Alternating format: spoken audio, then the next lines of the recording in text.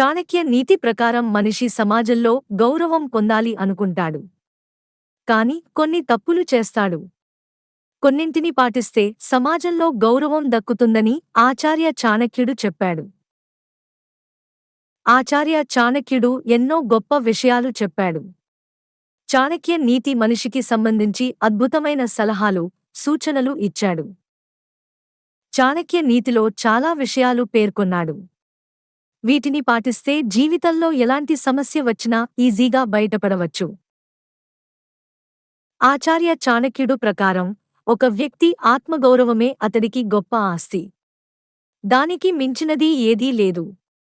గౌరవం పొందడానికి మీరు మొదట ఇతరులను గౌరవించాలి.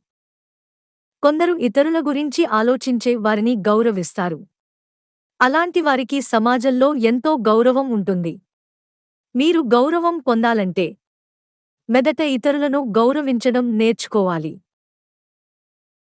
ఆచార్య చాణక్యుడు చెప్పిన అలవాట్లు సమాజంలో మీ గౌరవాన్ని పెంచుతాయి. మానవ స్వభావం ఎప్పుడూ వినయంగా ఉండాలని ఆచార్య చాణక్యుడు చెప్పాడు. వినయంగా లేదా మర్యాదగా ఉండే వ్యక్తి సమాజంలో చాలా గౌరవాన్ని పొందుతాడు. విజయం సాధించగలడు.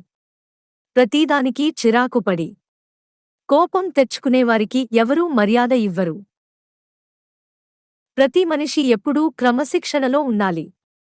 చాణక్య సూత్రాల ప్రకారం స్వీయ ఆసక్తి, సౌలభ్యం కోసం క్రమశిక్షణను ఎప్పటికీ మరచిపోకూడదు. ఒక వ్యక్తి ఎప్పుడూ స్వార్థపరుడిగా ఉండకూడదు. ఎందుకంటే స్వార్థపరుడు సమాజంలో అవమానానికి గురవుతాడు. క్రమశిక్షణ కలిగిన మనిషి జీవితంలో ఎన్నో విజయాలు సాధిస్తాడు. ఎంత సంపద ఉన్నా క్రమశిక్షణ లేకపోతే అదంతా వ్యర్థమే. చాణక్య నీతి ప్రకారం మీరు ఎవరితోనైనా అబద్ధం చెబితే తరువాత మీ అబద్ధంతో మీ గౌరవాన్ని కోల్పోతారు. ఎందుకంటే అబద్ధం అనేది ఏదో ఒక రోజు బయటకు రావాల్సిందే. దానితో మీ గౌరవం కోల్పోవలసిందే. కొంతమందికి ఇతరులను నాశనం చేసే చెడు అలవాటు ఉంటుంది. ఎప్పుడూ ఎవరికైనా చెడు చేసేవారు లేదా చెడు కోరుకునేవారు ఇతరుల ఆనందాన్ని లేదా ఒకరి అభివృద్ధిని చూడలేరు.